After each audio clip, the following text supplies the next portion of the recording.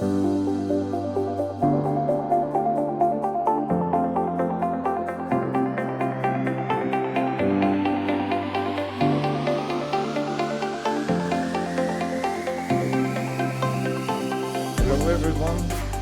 welcome to all of you to our webinar, CytoSorb Therapy in Critically Ill Patients. Let's talk about safety, selectivity, and pathophysiology. Thanks for being with us for this webinar from wherever you're joining today. My name is Jörg Scheier. I'm working for CytoSorbents as the Vice President, Medical Affairs in Critical Care. I'm a specialist physician for anesthesia and intensive care, and I'm with the CytoSorbents company for more than 8 years now. So I've had the privilege to follow the development and adoption of the therapy for quite some time now. Today's topic is safety, selectivity, and pathophysiological background of the CytoSorb therapy. So we'll not focus that much today on the clinical and outcome effects, but more on why we can observe the frequently seen clinical effects like rapid hemodynamic stabilization and the obvious control of an overshooting host response, be it of infectious or non-infectious origin. So the core question for today is, why does it work? And also whether potentially there's a cost in terms of unwanted side effects, unwanted removal, or other safety issues connected to the observed clinical benefits. The answer to these questions is indispensable for further development of the therapy and the target identification of patient populations and treatment modalities that yield the best and most reproducible clinical benefit.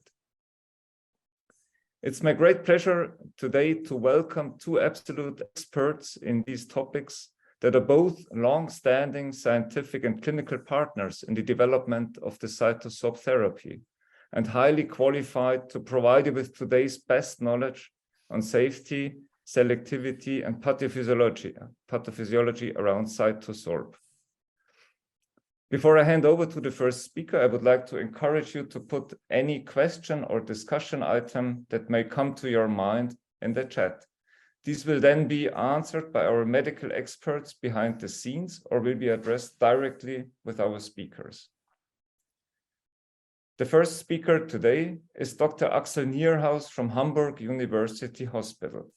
Axel is a senior consultant there at the Department of Intensive Care Medicine and disposes of more than 10 years of clinical and scientific experience with CytoSorb. He will now present the latest news on safety and selectivity to you.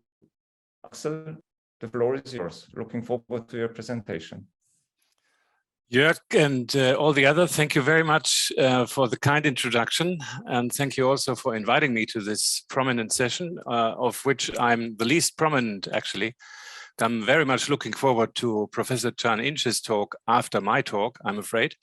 So you have to listen first to me. And to start this, I will share my slides. My talk is about safety, selectivity, timing, and dosing, not so much about pathophysiology, because Professor Ince will cover this extensively after the talk. But to set the stage why we are doing this as clinicians, I would like to remind you that still sepsis lethality is unacceptably high worldwide. Latest data from Germany show mortality way above 40% with sepsis on the ICU. And this is one of the reasons we have to find something that will work in future to fight sepsis. Now, a very good question is, which multi-center randomized controlled trials in critical care have actually shown reduced mortality? And this work has been done a couple of years ago by Jean-Louis Vincent and his co-workers, and they came to the conclusion that there is currently no conclusive evidence of any pharmacological intervention that has consistently reduced mortality in critically ill patients. So even though there have been many ideas, proposals, phase 2 trials, up to now, we haven't reached a consensus which pharmacological intervention actually works in sepsis. So there are some. You see a list here. I don't have to read this. However, 14 out of 27 studies investigated different ventilation procedures, which raises the questions of proper blinding, of course. And 10 out of 27 studies only investigated pharmacological interventions, 9 of which were abandoned or not confirmed. So that leaves me with the philosophical question: insanity is doing the same thing over and over again, expecting different results. There must be some benefit, but there isn't. So safety with blood purification methods. There are, of course, with any invasive procedure or pharmacological intervention, there are potential risks. I will give you a short list. First of all, there's the extracorporeal circuit with the usual risk of clotting, blood loss, infection, hypothermia. Then we have the absorber, the filter, the membrane to which patients can develop allergic reactions, hypotension, anaphylaxis even. And there is, of course, the process of elimination or reduction of substances concerning drugs, especially antibiotics, micronutrients, albumin, and platelets. And these are, of course, it's only a choice of potential risk, but these, I think, are the clinically most important.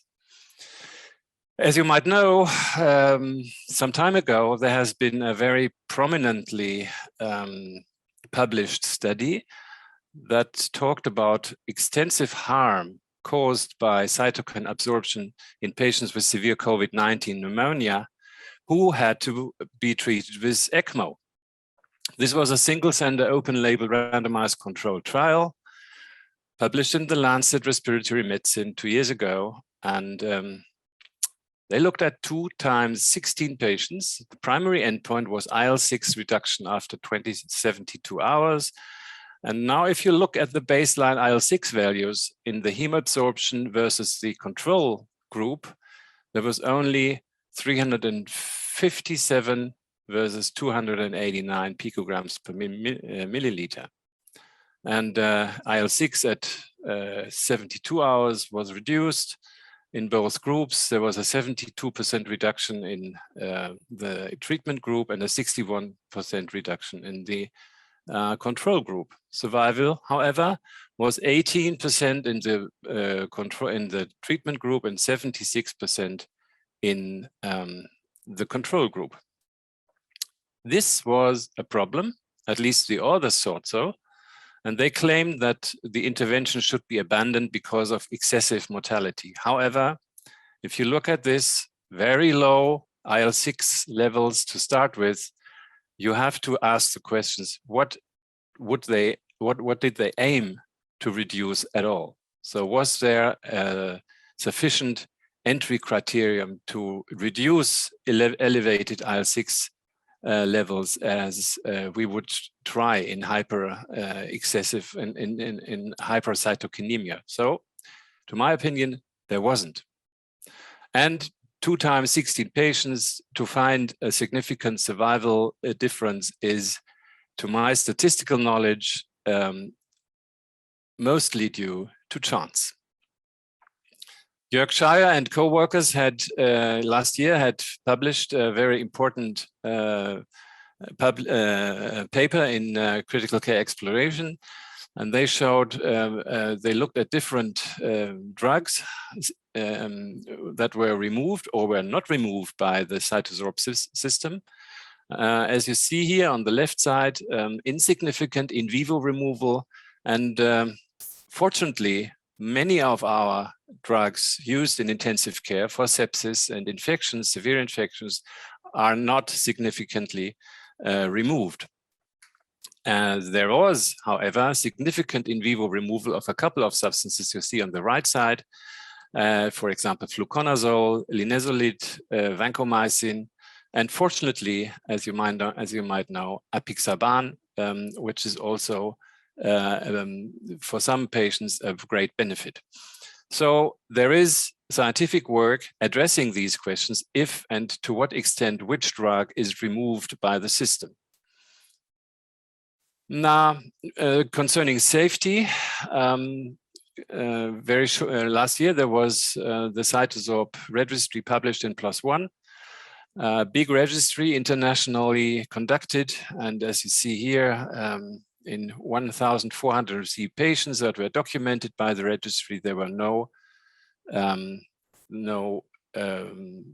treatment-related complications, and I think that's a very, very good figure that may give you a very safe feeling if you actually use the device.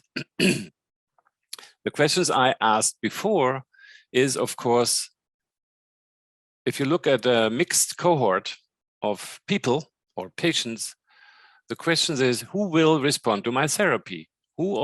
If they all go into septic shock, who will respond to my therapy? You don't know before. So if you do a trial, you have to enrich the group you are studying, of course.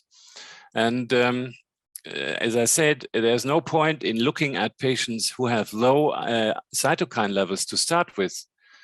Low cytokine levels on CytoSorb therapy is probably completely missing the point, and this will always produce different or at least ambiguous results. Now, many hundred years ago, Paracelsus told us the dose makes the poison.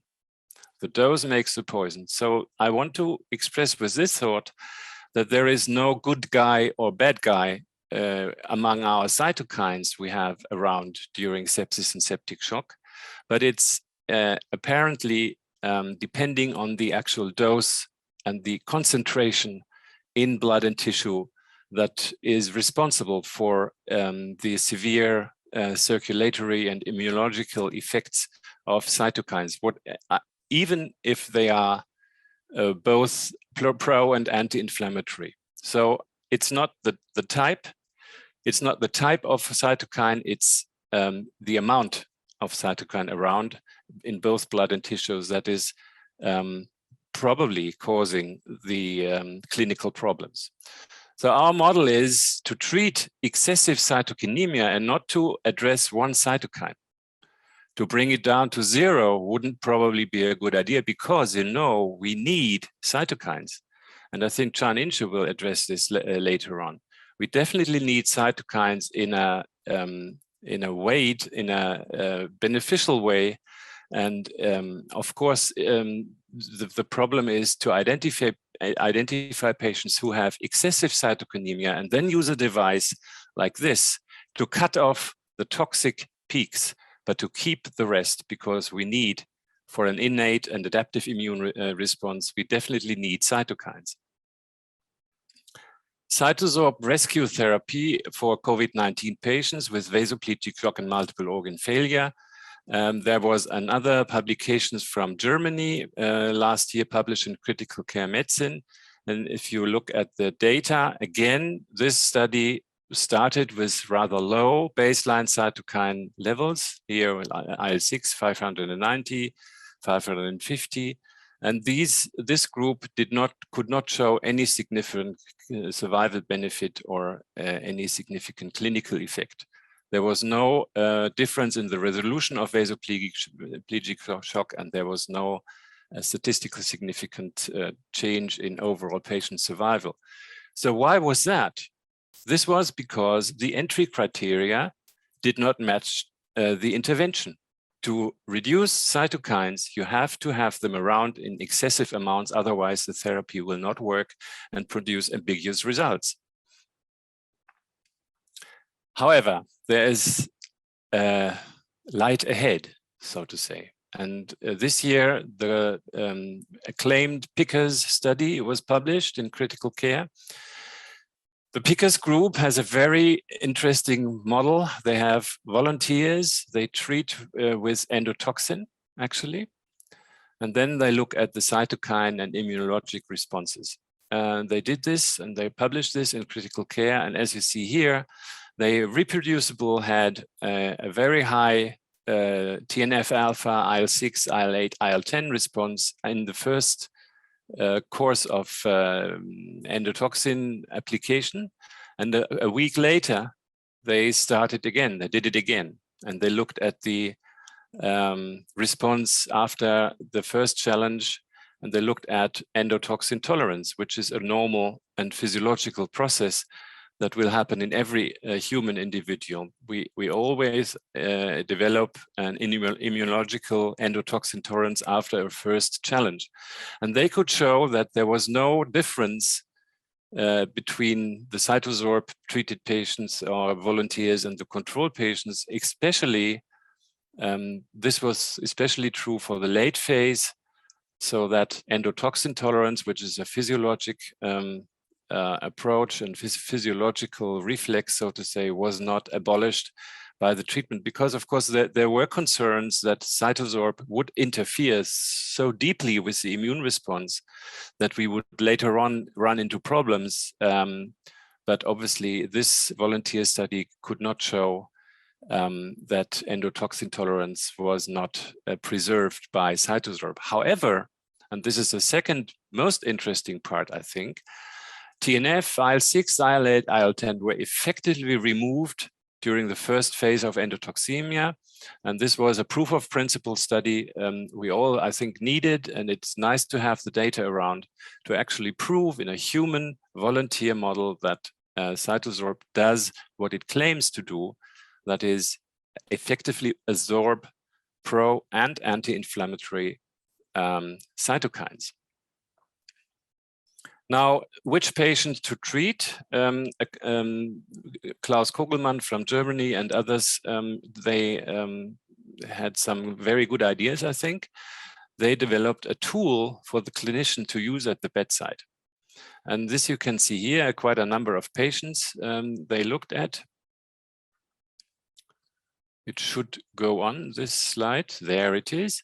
They developed this dynamic scoring system to track the early evolution of septic shock, and they put points to the physiological changes, lactate change over 6 hours, no epinephrine dose, no epinephrine dose change, etc. You can see here on the left side. And they had this, I think, very easy tool to decide how sick is the patient and how would he or she fit into CytoSorb treatment. And they could show in their analysis of their cohort that patients who were rather low with this score, below 6, compared to patients who had a very high score who were very sick, above 8 points, they actually had a considerable mortality difference at day 60, not at day 1 or day 3 or day 20 or day 28, but at day 60. And I think this is a very promising result, even if it's retrospective, that CytoSorb treatment does something to help the patient survive even on a larger time scale. And they also showed that we shouldn't wait. We shouldn't wait more than 24 hours to start the therapy. As you see here, patients who received the therapy after 24 hours had gone by after the beginning of septic shock, they had a considerably higher mortality than patients who were treated earlier. So we thought, let's do it. Let's do a small study at our institution during the COVID pandemic. We did a single center randomized controlled trial. I don't have to go through this here, but we thought we have to include patients who were adequately inflamed, who had an IL-6 above 500 nanograms per liter. And we found that there was an early signal that showed us that the intervention might be beneficial at an early stage during the high inflammation phase. And we also could show that there was a benefit concerning the procalcitonin values. They were lower in the treated group, significantly lower in the treated group when compared to the control group. However, due to the small number, we didn't look at mortality, and of course there was no mortality difference in either way. The next study we are currently performing here is the AC study, adjuvant therapy with CytoSorb in refractory septic shock. Patient with septic shock, continuous renal replacement therapy, mostly abdominal focus. This is recruiting, and again, we would only include patients with an IL-6 level of above 1,000 nanogram per liter to have a cohort who is actually having excessive cytokinemia and who might benefit from adsorption. The next randomized multi-center trial, which is also currently recruiting in Germany, is PROCESS. Again, IL-6 should be above 1,000, and we are looking forward to including more and more patients now into this study to show that not only a single center experience, but that it can also be extended to other centers with other standards and other patient mix, of course. So the last thing I would like to draw your attention to, the Acute Disease Quality Initiative, ADQI Consensus, recently published in Nature Reviews Nephrology, from a completely different side of the field, because these are nephrologists, as you see on the left side or on the author list, that the initiation of blood purification in sepsis might be considered for immunomodulatory support in patients who meet explicit and timely clinical and/or biological criteria, such as high concentration of DAMPs, danger-associated molecular patterns, and PAMPs, pathogen-associated molecular patterns, as well as other targets of systemic inflammation. So also this group stresses the point, and they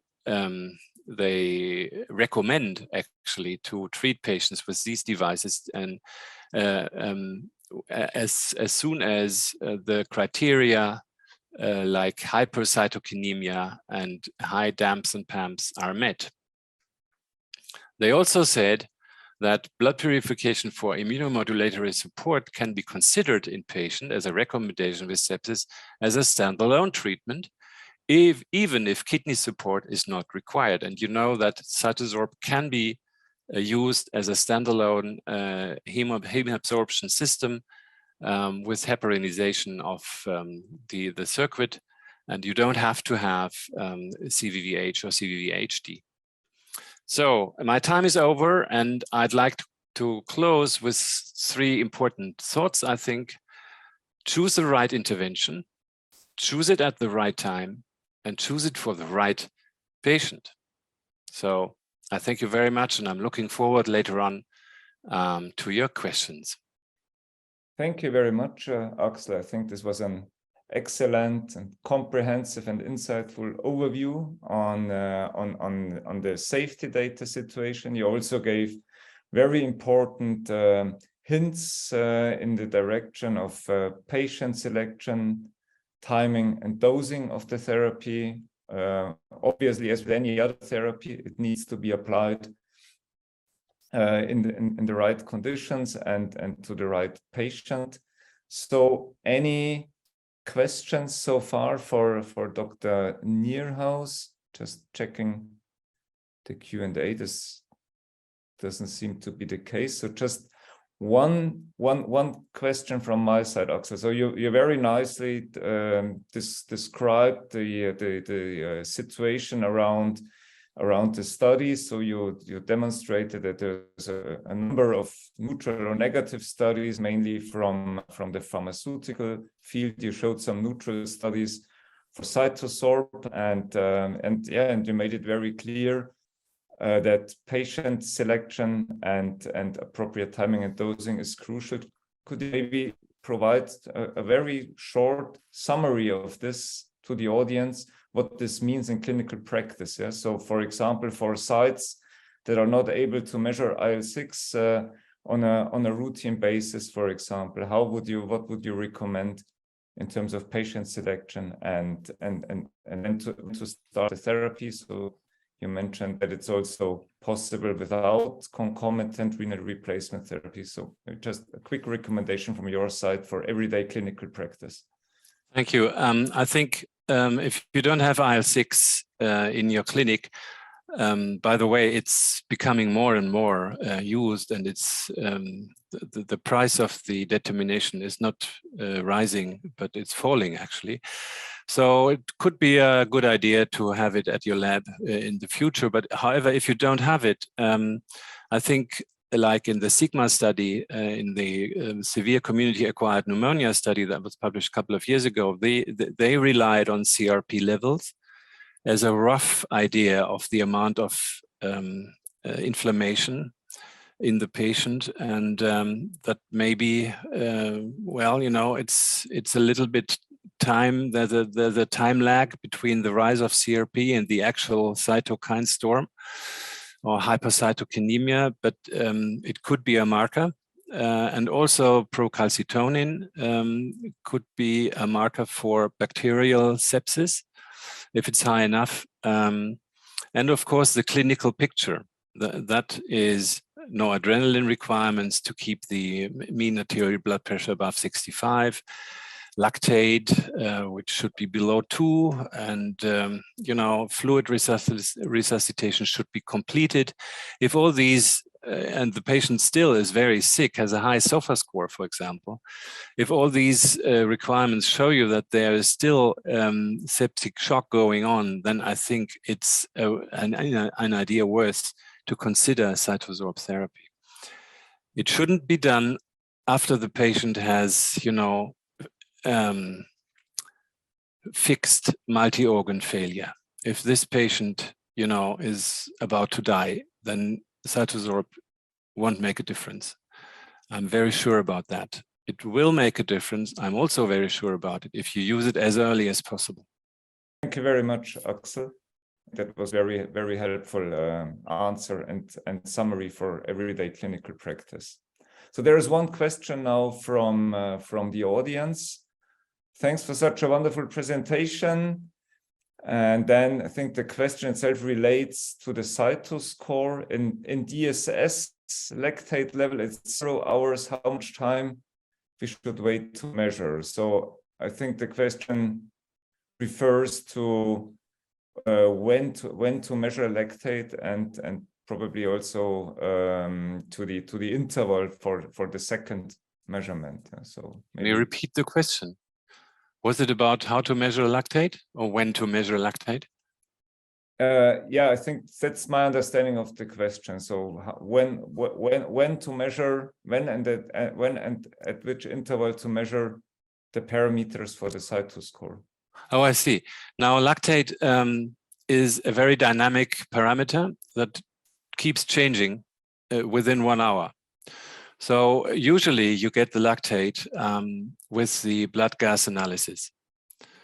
That's almost, even in rather small hospitals, that's at low cost part of the blood gas analysis. So I don't quite see that you should especially measure lactate.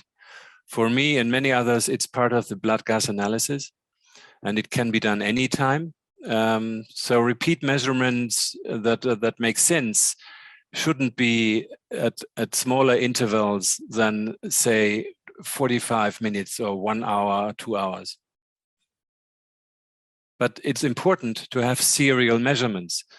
As with many biomarkers, there's no point in measuring it once and then, you know, making a diagnosis. But the point is, in all these biomarkers, especially in dynamic biomarkers like lactate or IL-6, etc., the delta compared to the first value is even more informative than the actual value itself. The response is thanks. So I see that the question is answered satisfactorily. So thank you very much, Axel. All right. So now let's move on and have a closer look at the implications of all this on pathophysiological processes in the critically ill patient. What counts in the typical septic vasoplegic shock patient is tissue oxygenation and microcirculation. I think we are all in agreement on that. And it's my great pleasure to introduce to you the international top expert in this matter. So welcome to Professor Can Ince from the Department of Intensive Care of Rotterdam University in the Netherlands, of Erasmus University, Rotterdam, Netherlands. Sorry, that's the correct wording, I guess. So welcome, Can, and yeah, we all look forward to your presentation. The stage is yours. Thank you. Thank you very much, Jörg, and also Axel for an excellent introduction into this complicated subject, which I hope to show to you in this presentation. Because when we look at the pathophysiology of sepsis, it is, I think, arguably the most complex pathological state that a human being can experience. And from this point of view, makes the treatment of it so challenging. And that's why I hope in this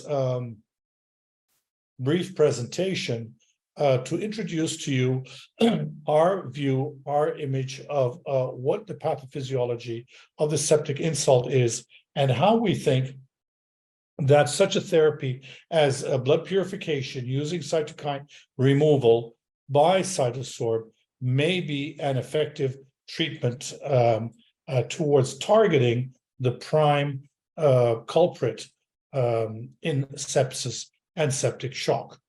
So I have a declared interest in that. I'm involved in a company that makes microcirculation related devices recently introduced called Oxycam. I also have received support for research and for holding talks from CytoSorb, but the most important thing is that I'm a physiologist. So I'm not a clinical doctor at all. I have, however, worked for close to 40 years in the departments of intensive care medicine, and I'm highly interested in the pathophysiology of critical illness, plus all the interventions that are being made to resolve states of critical illness. So if we look at sepsis, as we all well know, it is a storm, a cytokine storm, and a cytokine storm which causes many pathological conditions, including but not related to the activation of the immune system in different phases, and having a direct effect on all sorts of cellular systems in the body.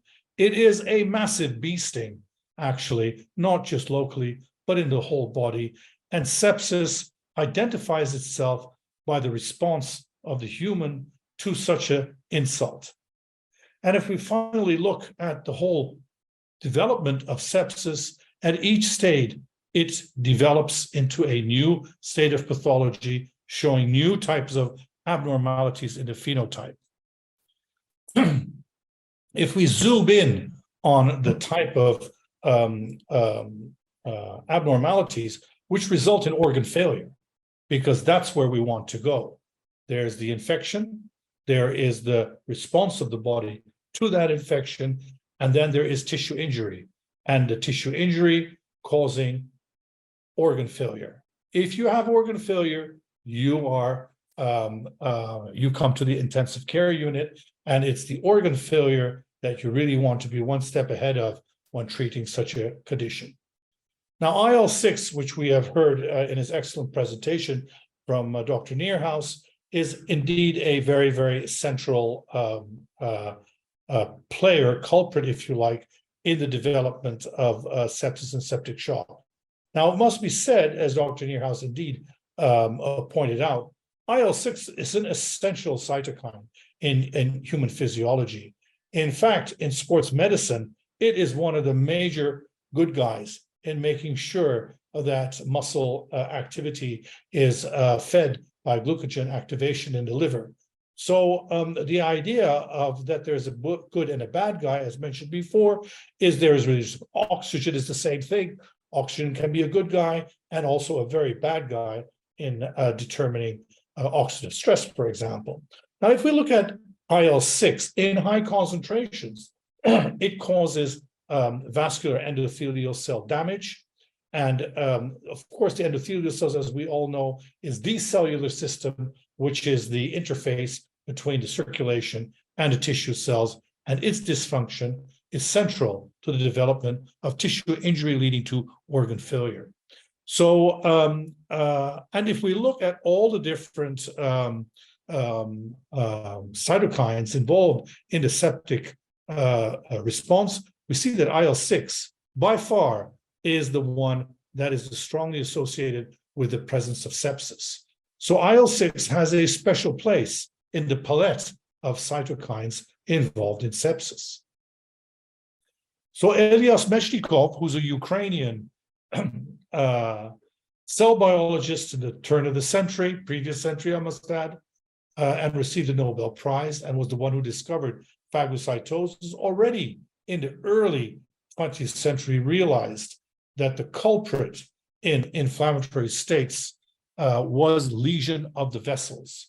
So the destruction or the injury given to blood vessels at the smaller levels is a key event leading to organ failure. And in early studies, we already knew that these cytokines can severely affect the microcirculation of the rat, of which the endothelial cell is the central cell determining its function. And here we see, for example, again, IL-6 being one of the important bad molecules, if you like. And if we look at, for example, this in vitro study, and you add in cell systems the IL-6, you can see a complete total damage of the barrier function which the endothelial cells perform, making sure that there's no leakage in the endothelial cells done in these in vitro systems, and also the so-called VE cadherins, the vascular endothelial cadherins, which are the anchor molecules between the endothelial cells. They are the ones that are the junctions that hold the whole system together. So this is a paper we recently wrote looking at endothelial function as a target for a resolution of bacterial sepsis. And if you go through all the different components which endothelial dysfunction is associated with, you really do come with an enormous list of targets which can be affected. And it's not only the pathological molecules, such as cytokines, reactive oxygen species, and such, but also the drugs which are used daily to treat sepsis, which can have pathological effects, such as fluids, for example, or high FiO2, or a whole bunch of other things, including vancomycin, for example. So each of these compounds have got a dark and a good side. And it is very difficult in a changing in time pathology to identify which to target at which specific time to get the expected therapeutic resolution that you would like to have. So this is one of my favorite articles already in 2003 by Riedman et al., showing really what is going on with all the different components involved in the septic insult. And it was at a time where people were looking for magic bullets. Which of all of these things which are happening is the one to attack? Because monoclonal antibodies were the thing in those times. The idea was to give some sort of a penicillin for sepsis. It never worked, as Dr. Nierhaus already explained to us.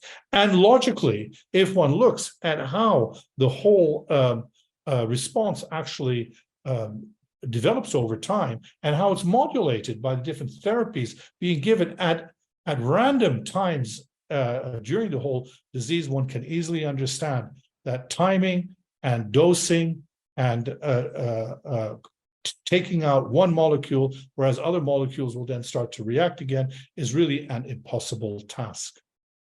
So there really is no silver bullet for sepsis. And that's why you really need more, not a silver bullet maybe, but a machine gun that attacks a whole range of different pathological effects, as Dr. Nierhaus very nicely showed with his lawnmower, to try and make the grass a bit shorter, to have an effective treatment, and to bring all of these compounds back into their ranges in which they are physiologically able to deal with the response to the septic insult. So that's why the concept of quelling the storm, trying to reduce the enormous overkill of these toxic cytokines as a way forward in purifying, as it were, the blood and taking away most out the high levels of cytotoxic cytokines. And as you can see here in this cartoon, there are a whole bunch of such drugs which get taken away. And IL-6, I think everybody agrees with that. This is the early studies done by Ziyong Peng and with John Kellum together, showing the effects on IL-6 and the improved survival in these rat models, and also having an effect, and this was something that we started to see more and more, an effect on the hemodynamics, which is very, very relevant because, as we know, hemodynamic management of sepsis is also a big challenge in which a lot of compounds are being used in too high a level. So this is a very interesting study which was performed recently by Lars Seeman et al., in which they looked at a model in which they were giving here hearts donated after circulatory death. It's a pig study. They killed the pigs, took out the hearts, and used that as to find out what would that be as a good model in a transplantation setting. And what everybody knows, of course, that in the reperfusion phase of organs which are kept for transplantation down the line, the reperfusion phase is the phase where all the abnormal compounds get generated, the most important ones of which are the oxidative stress compounds seen here on the right, like HDN and nitrotyrosine, for example. And if in the reperfusing phase, which was done by blood transfusion, putting a CytoSorb in the circuit resulted in a dramatic downgrading of not only the oxidative stress markers, but also all of the markers relating to cell adhesion molecules in the cell. And another such study which was done was looking at the adherence and cadherence in the endothelial cell, in showing that in post-cytokine removal, that the junctions, the adherents and the cadherents, were well preserved in cytosol treated patients, taking their serum and putting them on these endothelial cell layers, and also the treatment, also the vascular barrier function. So what we thought in the beginning was, well, we've got now conventional therapies have not worked. We need a new approach, a hemoabsorption. We need maybe a new type of point of care measurement at the side of the bed, and we need new study designs as opposed to randomized controlled trials, which have failed previously. The innovative study design involved the stabilized inverse probability of treatment of weights, which is a propensity scoring method, which we applied. So this was a study which was conducted by Willem Prouwer and Servin Duran, retrospectively in 210 patients, putting them into two different groups, one with the CytoSorb and one without CytoSorb.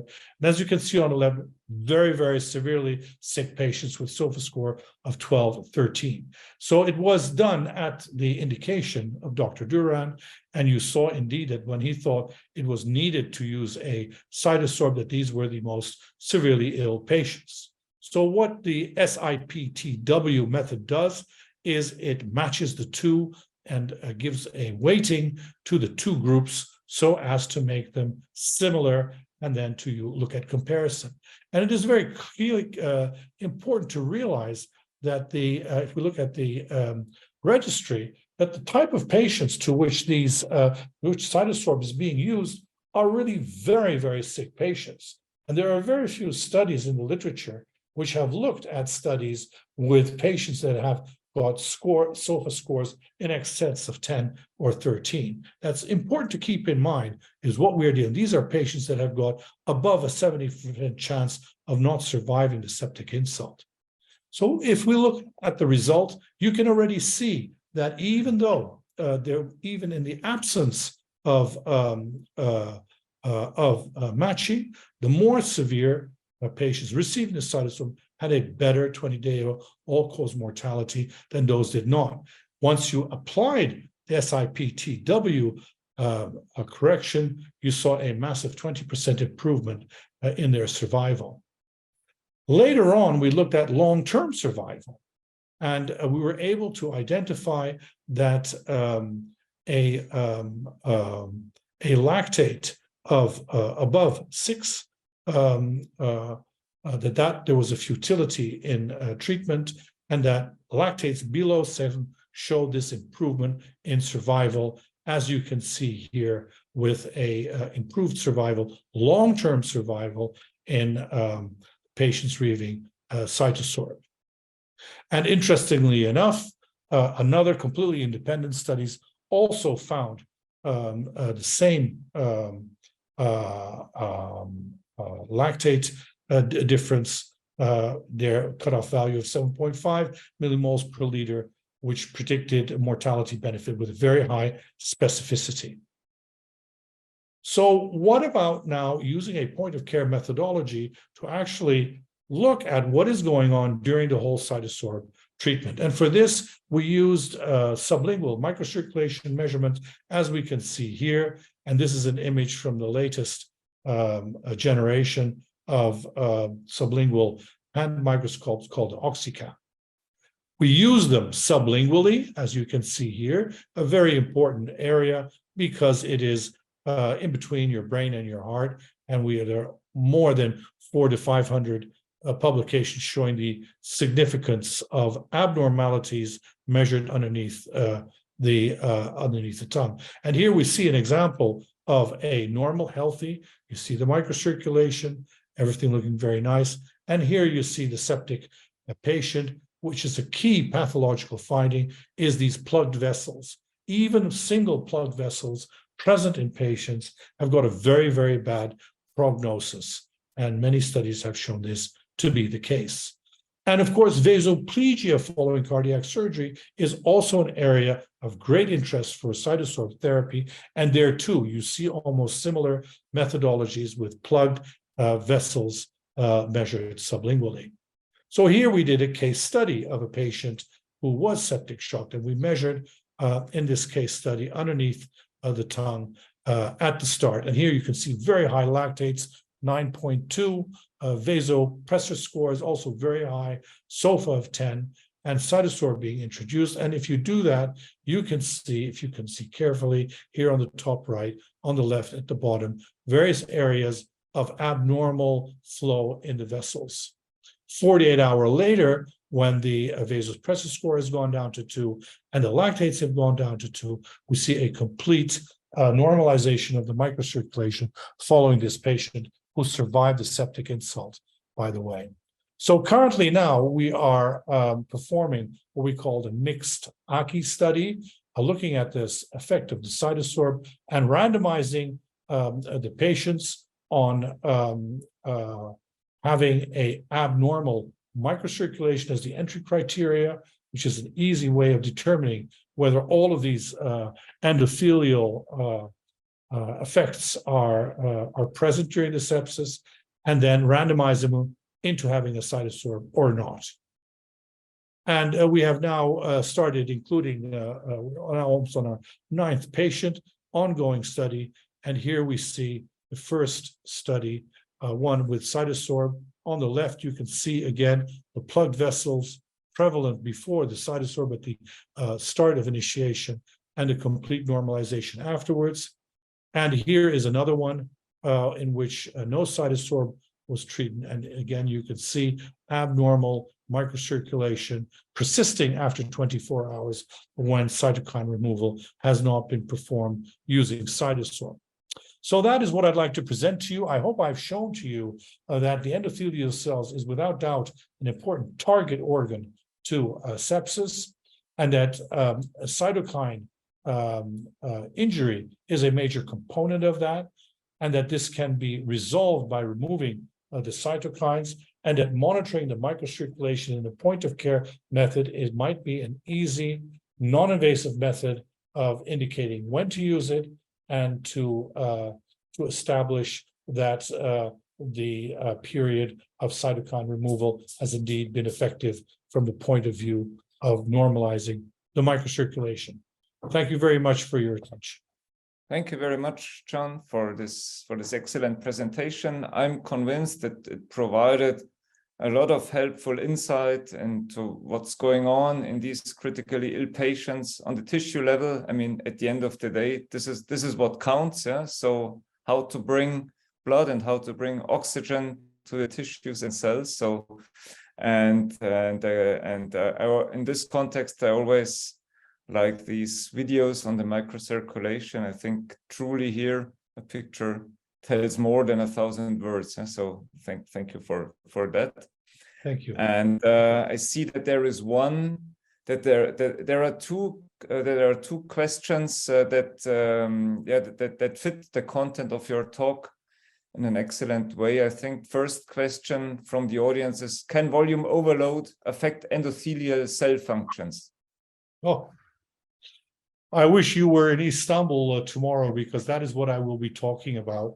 Again, I'm a physiologist, and I know there's an obsession by intensivists to give patients liters and liters of salty water in the expectation that they're solving some unknown clinical problem. So salt and water are not good for endothelial cells, is all I can say. And I think a restricted fluid approach is much more sensible. It protects the endothelial cells, but more importantly, it maintains the oxygen carrying capacity of the circulation by not causing a dilution of the red blood cells, because you need red blood cells to transport oxygen. But now this is a physiologist talking, and not in any way meant as an advice on how to treat your patients. But that's my response to your question. Okay. Thanks, John. I think that definitely should have answered the question. Second question, also very interesting. Best vasopressor to maintain endothelial function? But that's my second talk on Friday I will be holding. Again, how can I say this? Vasopressors are being used to treat unresponsive hypotension. And certainly it's true that hypotension is a bad thing. But as long as there's flow of red blood cells, there's nothing wrong with hypotension. Now, if you start to treat hypertension by squeezing the vessels, and the resultant is a reduction in flow, even though the pressure might be high, you have missed the opportunity. So if the vasopressors results in a resolution of flow, simply measuring the peripheral temperature will tell you that. If you have a cold patient and you start loading vasopressors and they become colder, or their capillary refill doesn't important, then you maybe should be stopping that. But if those hands get warmer, you may have been doing the new things. On the other side, a vasodilator might be more effective in achieving that if a patient is well fluid resuscitated, of course. So these are all yings and yangs things, but the idea, I think everybody agrees, of giving lots of vasopressors to any type of patients is a bad idea. Again, I'm a physiologist, and I think Dr. Nierhaus would be much better qualified to answer such a question. So yeah, Axel, you raised your hand. So, yeah, I have a question, Can. Thank you for your talk, and thank you again, as always, for these videos. I really love them. Now, unfortunately, as you know, not everybody can use this technique, and this may be something for the future, maybe the near future. However, what is your advice if we can't study the microcirculation directly in such a way? What is the best surrogate parameter for us to use instead? There are basically three, of course. Lactate is an obvious one. Now, all of these are surrogates. You use the word yourself, and it's very important to realize that. I mean, it's like having chicken pox and cutting out the red bits and saying you don't have chicken pox anymore. So it's a surrogate, but it is an indication that you have a problem at the level of the microcirculation. One method, arterial venous CO2 difference. It has been shown to very well correlate with abnormality. This should be done. Two, capillary refill, also very done. It's interesting that pediatric intensivists use this routinely, whereas adults doesn't seem to be doing that. Second of all, peripheral to core temperature difference also should be measured. Very simple, very cheap, but if you've got a large delta T, we know that you have got a bad, that you've got a high chance of having a multi-organ failure. So I think these would be the three most obvious ones that I could think of without needing other types of devices.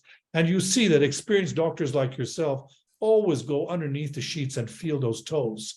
And Dr. Max Harry Weil, in his first and one of his most famous publications, was the title in Circulation in the 60s was The Cold Toe as an Indicator of the Severity of Shock.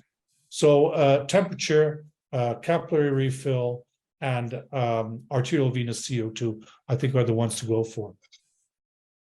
Thank you. all right. One more question from the audience. Oh, it's hard for me to judge to whom to express the rest, so I leave it to you. Which type of immune cells are the most important ones damaging endothelial cell function and septic shock? So maybe both of you can contribute to the answer. Which type of immune cells are the most damaging? Are the most important ones damaging endothelial cell function and septic shock? Well, if you look at the lungs, it's certainly the neutrophils. However, as Can would admit, we need neutrophils. Yes, we do. It's again a yin-yang thing, and activated neutrophils, immature neutrophils that gather in the lung are a bad thing, especially in sepsis and ARDS. So again, this is something we can't address directly. However, if you ask the questions, how are the neutrophils activated, then the cytokines come into play again. So maybe the hyperactivation and the local and compartmentalized hyperinflammation in the tissues may be counteracted with cytokine control. But I'm not, I don't have human data on that. Do you, Can? Well, you know, I think obviously it's the neutrophils without doubt. I mean, they start to stick and enter the tissues.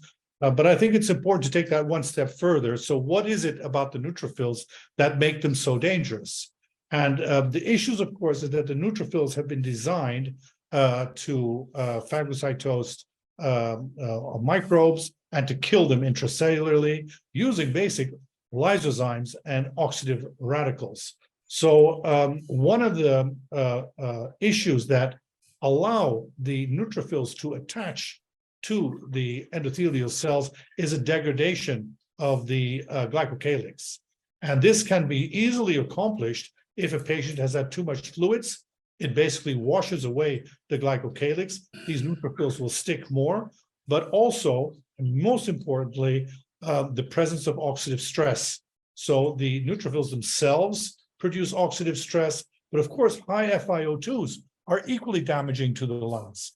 So I think one must be holistic about this. The actual toxic substances which are responsible for endothelial damage result from the production of cells like the neutrophils, but can also be inadvertently being given by certain clinical maneuvers like hyperoxia, for example. I don't know what you think about hyperoxia, Axel. I know it's something we have learned to avoid already in the emergency room. There are data showing that initial hyperoxia by just neglecting the FiO2 is causing excess mortality later on. So there's a lot of truth in there. Okay, I think this was a very comprehensive answers to a complex and good question. So yeah, the answer is thanks. So apparently answers were well received. So thank you very much. Just checking whether there are any other open questions. This is not the case. So I think, yeah, so time has advanced. So I guess it's time to wrap up. So I think there was really a lot to learn from these two lectures and also from the discussion. Yeah, I would like to briefly summarize with a few key take-home messages from this session. So number one, there is mechanistic proof now that CytoSorb does what it claims to do. Yeah? And there is also increasing data that CytoSorb can have beneficial effects on both the endothelium and also the microcirculation. So the CytoSorb is an approach to rebalance the overall cytokine homeostasis. So there is no preference for any given cytokine, or there's no preference for pro or anti-inflammatory cytokines. It's a broad spectrum, concentration dependent rebalancing approach. Yeah? So no cytokine is blocked completely. So a physiological response, physiological inflammation can always be maintained. And for obvious reasons, and this has nicely been shown by both speakers, the device needs to be used properly to achieve a reproducible effect. Yeah? So the patient needs to be hyperinflamed, the device should be used early enough, and of course also the dosing needs to be appropriate with early enough exchange intervals. There is also proof now that there is no delayed negative effect on the immune system, no delayed induction of immune suppression. From my perspective, this is a very important safety information concerning the device use. So, and last but not least, overall, the role of adsorptive blood purification concepts is increasingly recognized and endorsed by the scientific community. This was nicely shown by Axel Nierhaus in his presentation with the consensus statement of the ADKI group on sepsis-associated acute kidney injury. And you have seen that, that blood purification therapies have expressively been mentioned there. Of course, more data and more evidence is needed, and it is to come. And CytoSorbents as a company clearly remains focused and committed to generate the necessary evidence that will also in the future help to further establish CytoSorb as an adjunctive therapeutic option for critically ill patients. With that, I'd like to again express a big thank you to our two speakers for their excellent presentation, and also to the technical team behind the scenes that has made this event possible, and also to my colleagues from the medical affairs team that took care of your questions in the chat. So goodbye for today and all the best, and hope to see you soon again in one of our CytoSorbents webinars. Goodbye. Take care, everyone. Thank you. Bye-bye, everybody.